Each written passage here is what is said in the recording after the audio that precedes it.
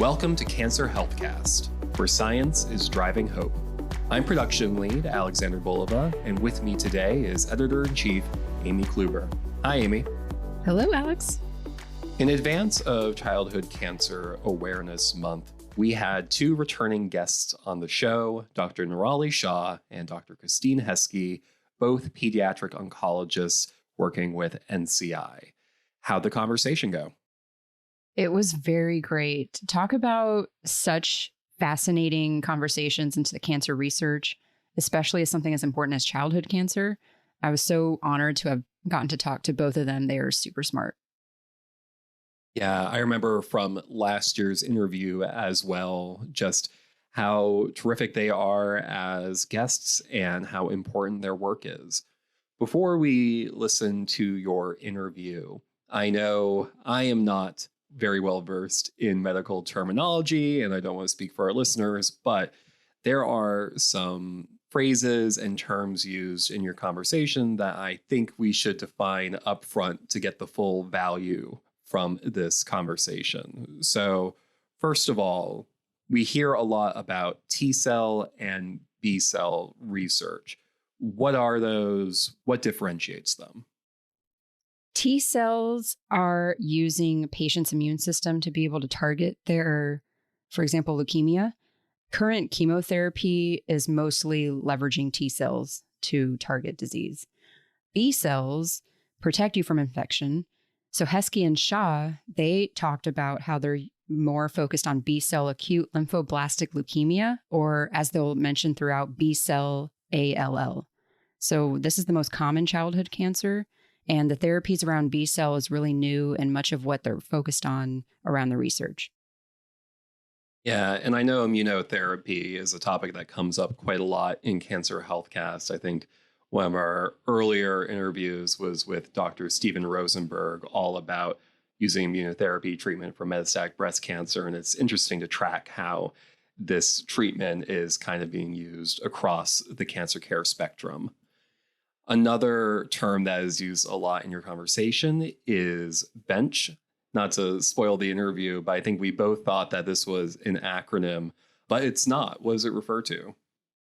Bench, yeah, they're super interesting. So bench really refers to studies conducted in the lab. So you'll hear them describe how that means using models of disease, taking samples from human patients, taking it back into the lab to study them. So that's what they mean by bench. And no, you're right. It's not an acronym like I thought. 9 times out of 10 it is. So it's all, It is. I guess we're just very primed for that. And then the last term that is used quite a bit is sarcoma. What are sarcomas? Sarcomas are those cancers that start in the tissues like bone or muscle. And apparently, as they explained, they actually disproportionately affect adolescents.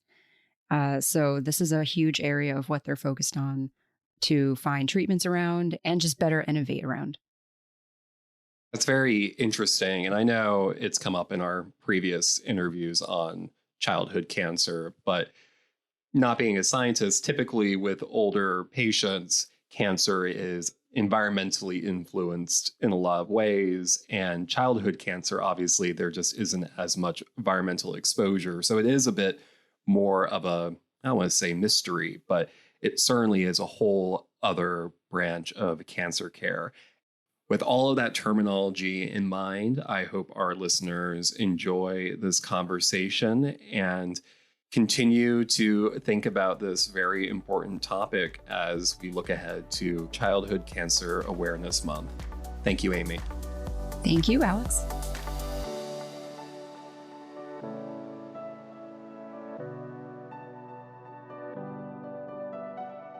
Welcome to Cancer HealthCast. I'm so happy to be joined by Dr. Narali Shah and Dr. Christine Heske. Really excited to dig into your work in cancer and some of your backgrounds and what led you to the agency. So I want to start first with Christine. What led you to NCI? How did you get involved in cancer research, and what does it really mean to you? So thank you for having me. I came to this field by way of basically interest during medical school, kind of seeing pediatric cancer patients go through their treatments and post-treatment care and realizing that there was just such a humongous need for new therapies for our patients.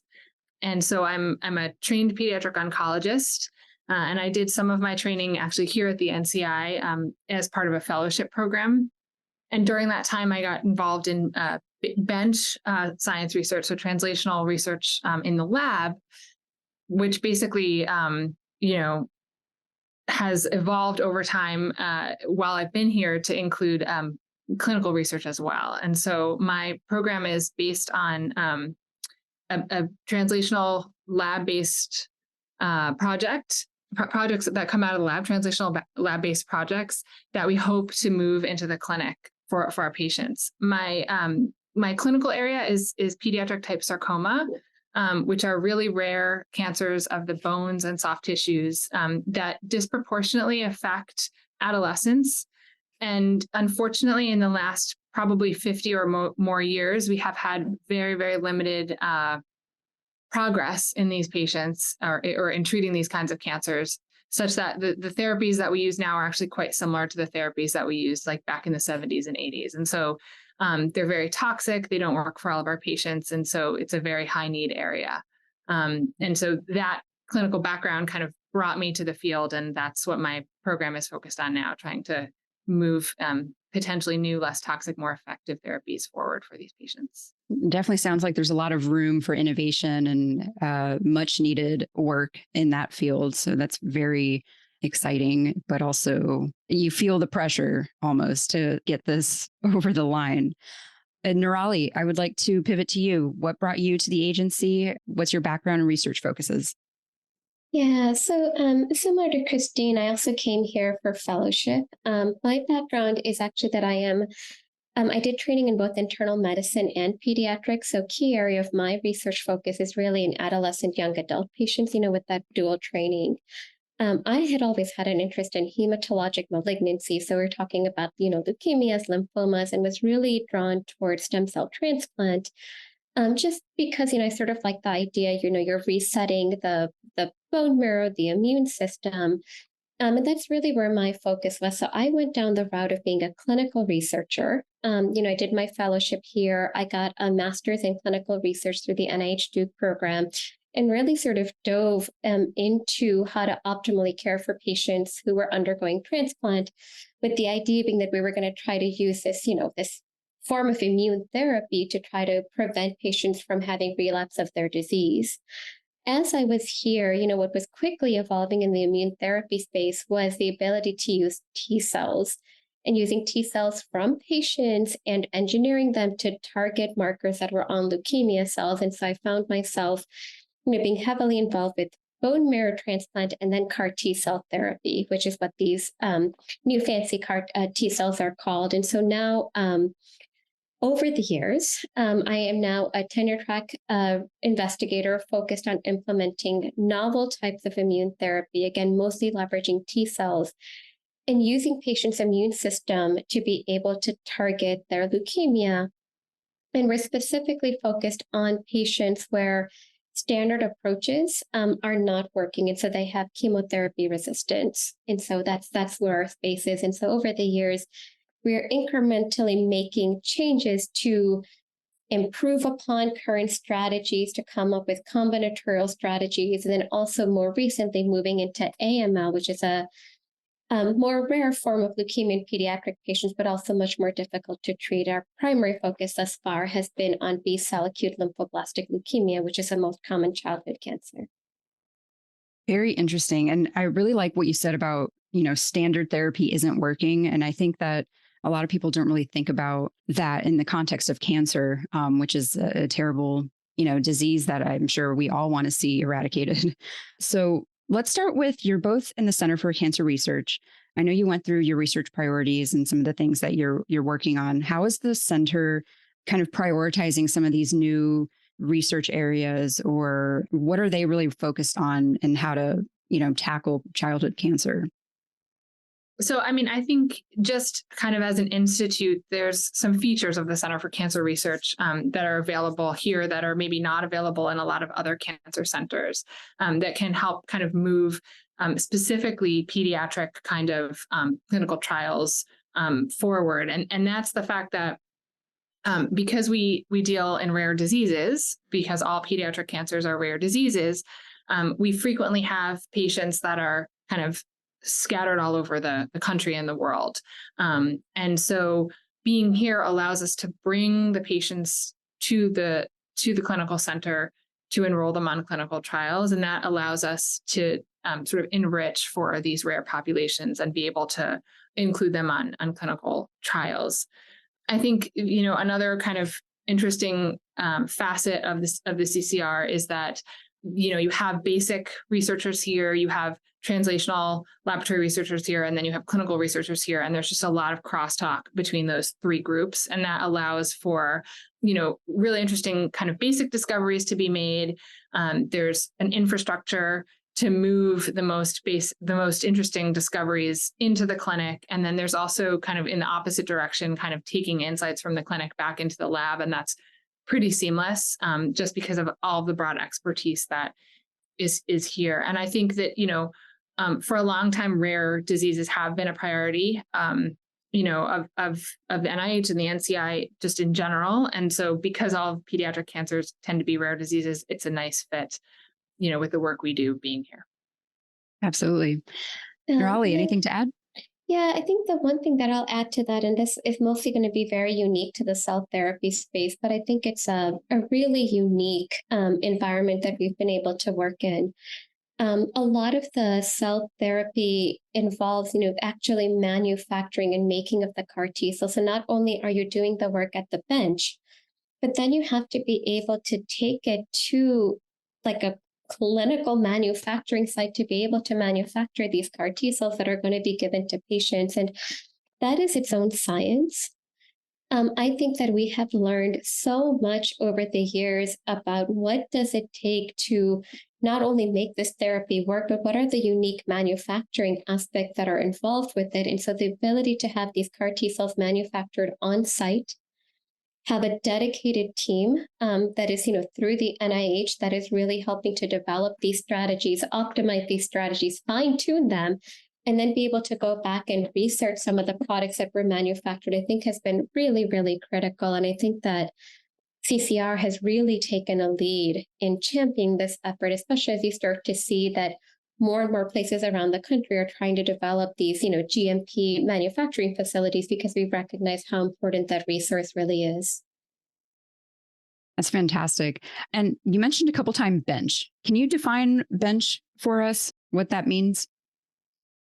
Yeah. So, I talk about the bench basically to mean studies that are conducted in the laboratory. So, not research that's being done in the clinic, but research that's either being done on models of the disease, so like cell-based models of the disease or animal-based models of the disease, or taking samples from human patients back into the lab to study those samples. So that's what I mean by bench.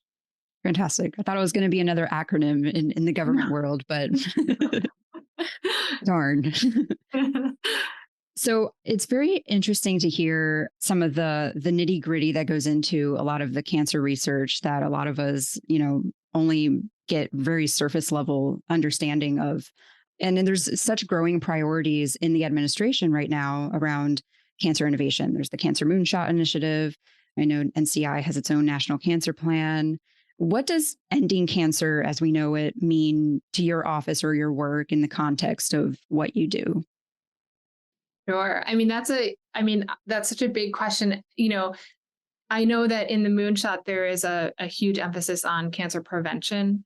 And I think a lot of people, when they think about kind of ending cancer, it's, getting to the point where we don't even have to treat it because we've identified some precancerous state and we can get rid of it earlier. We can catch it so early that we don't have to do these sort of intensive therapies. I think in the pediatric space, it's a little bit different because most pediatric cancers don't have a known kind of predisposition. Most of them don't have a known predisposition sort of disease state that all of the patients have, where we can say, like, if we do surveillance, we're going to catch this before it comes up. So for me, many of our patients, by the time they come to us, there really hasn't been an opportunity for anything like an early detection. And so at least in the sarcoma space or in the pediatric sarcoma space, I really think of ending cancer as finding effective treatments that will cure our patients. Because, as you can imagine, they have a lot of life ahead of them. These patients are getting their diseases when they're, in their, first or second decade of life.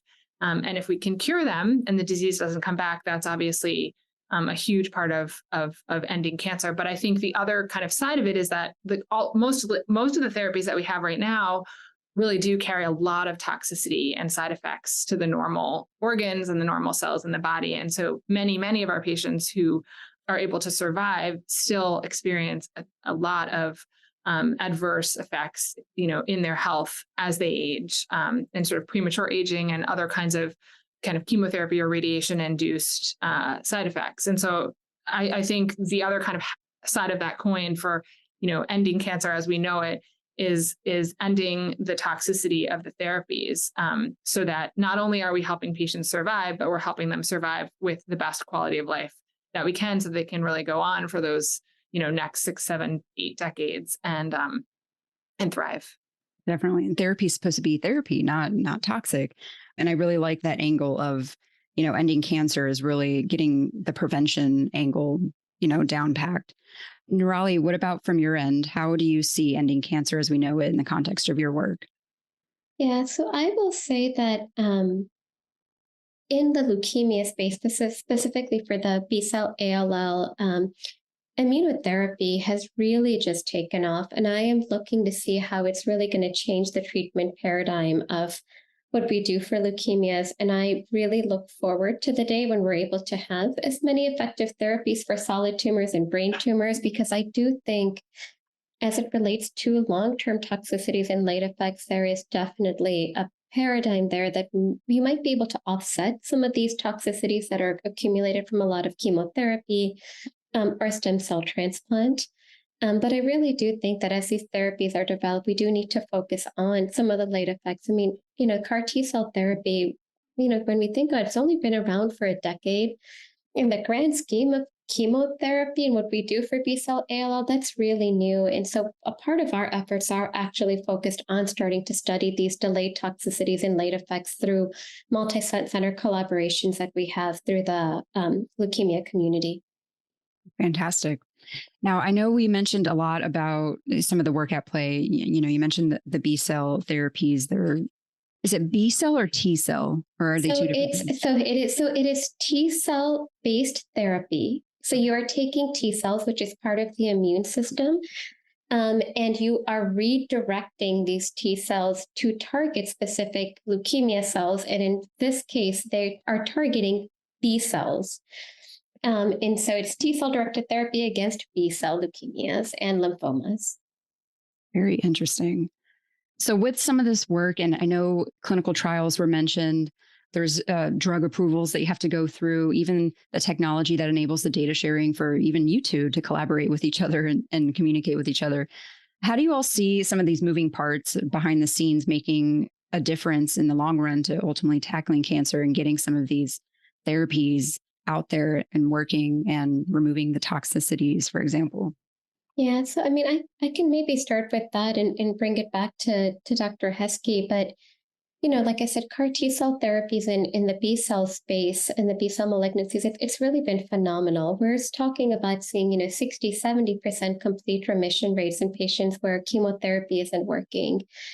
And so now we see the potential of that therapy. And so what you want to do is to be able to take something like that and make it work for other cancers. And I will say that as we've tried to do that, it hasn't been so straightforward. I think we got very lucky with the B cell malignancies. There's an established target, which is CD19. It's found on most B cell malignancies.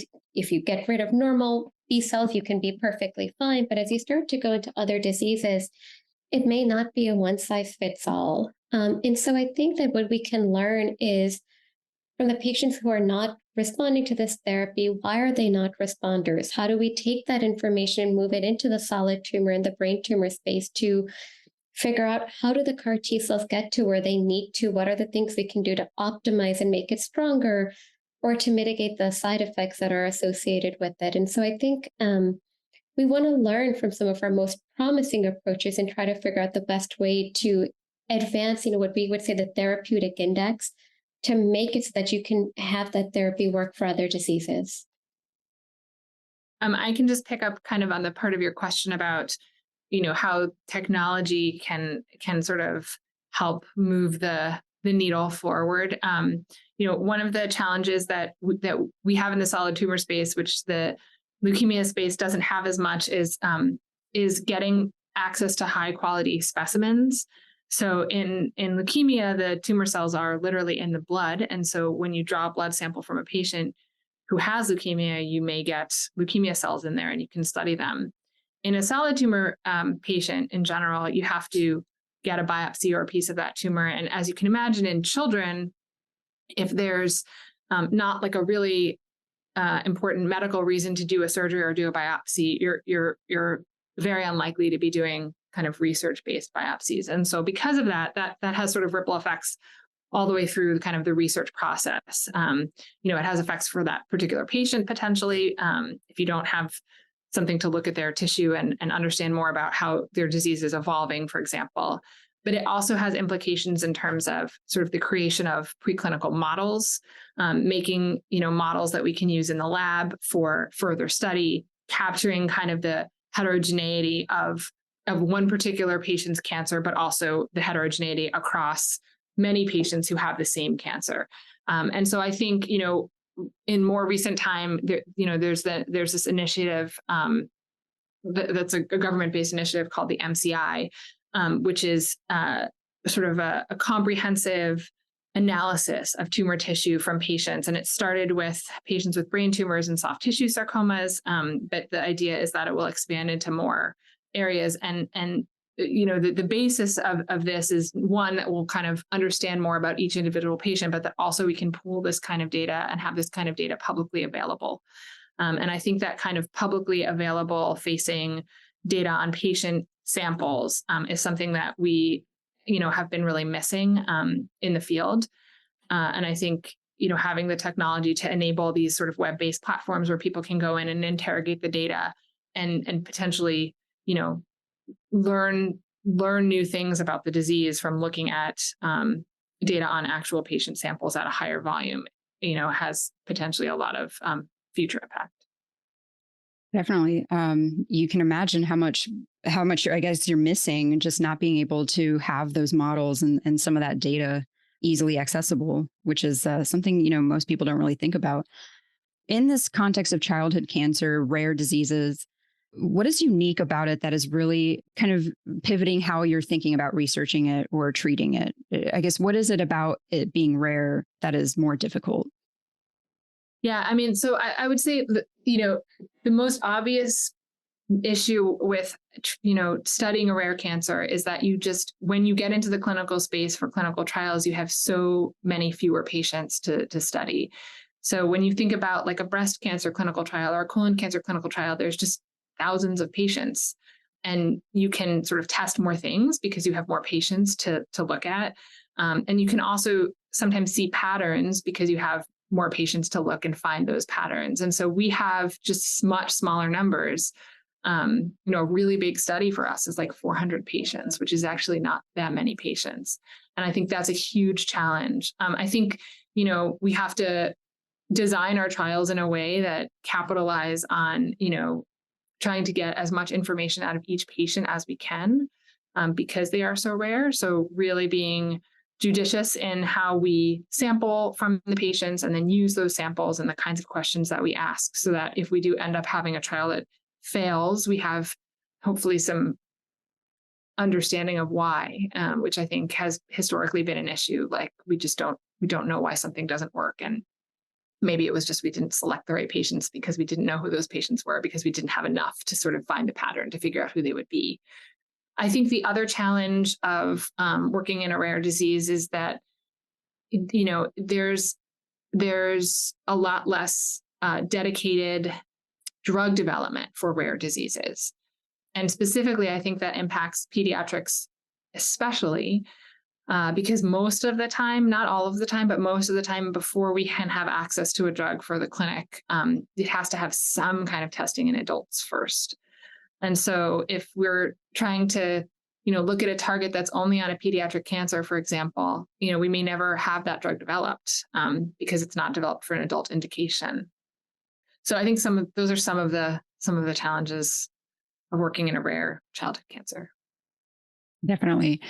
So going back along the technology thread, we're seeing a lot with AI, for example, now, and how it's going to potentially impact a lot of workflows and processes and just helping people work better. How do you see technology impacting how your work can be shared and researched further, and maybe even making a difference in some of these rare diseases that have such limitations or challenges?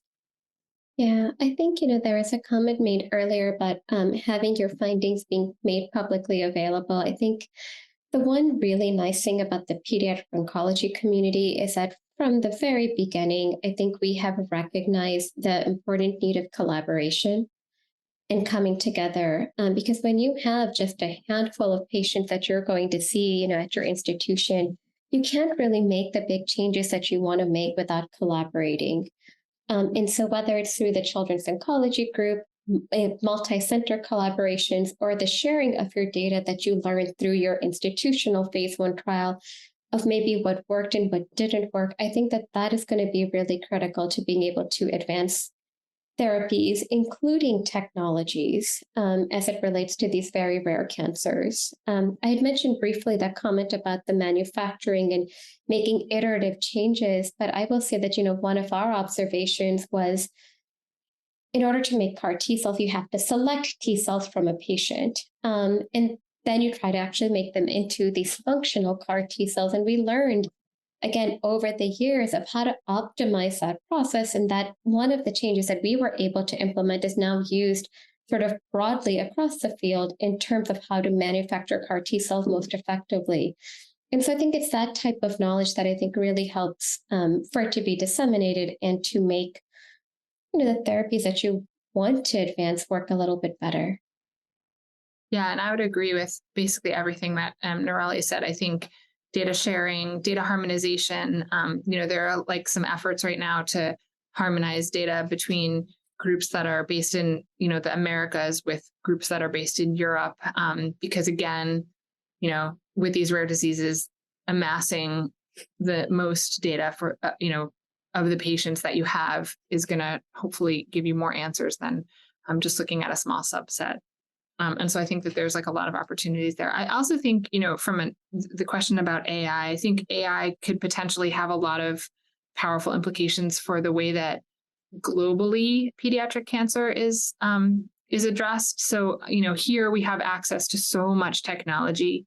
A patient can have a new diagnosis of cancer, and we can kind of very relatively rapidly look at all the important genes and see kind of whether there are mutations in those genes and things like that. And a lot of less resourced countries don't have that ability. And I think with some of the AI that's currently being developed, trying to kind of use something simple like, a picture of the biopsy sample and then an algorithm that's been developed over time, we may be able to kind of export that level of molecular detail to places that, can't run those tests the way that we can, but will instead rely kind of on an AI-based tool. So I think that there's potential there as well.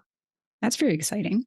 Well, in this Childhood Cancer Awareness Month, is there anything to close with that you are particularly excited about, or something that is really top of mind for you this month?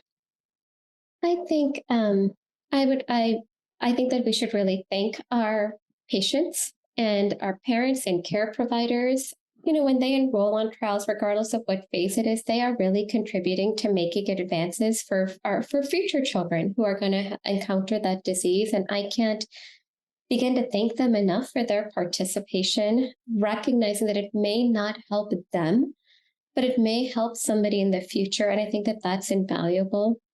I think that there is a really important role of patient advocacy and, being partners. I think of our patients and care providers and caregivers, rather, as partners in the work we do. And what I'm hoping that we can start to see more of is that as we improve therapies, that we're also improving access, that we're addressing issues that involve, health disparities and overcoming those challenges as well, and trying to really improve outcomes overall, both in the short and the long term. Well, fantastic. This has been an awesome conversation. It's very interesting work, and getting to learn more about the programs and some of the initiatives and how, technology is going to really make a difference in some of these rare diseases and helping patients' lives ultimately is incredibly fascinating. So thank you so much for breaking it down for me and our listeners. And I look forward to see what's next. Thanks for having us. Yeah, thank you. HealthCast, along with GovCast and CyberCast, is a production of GovCIO Media and Research. For more podcasts and to check out the other shows, head to govciomedia.com. Watch out for new episodes released every Tuesday and Wednesday across our shows. You can follow all of them on your favorite podcast platform. And if you like what you heard, make sure to let us know by leaving a review. And if you have any topics you think we should look into, contact us at newsletter@govcio.com.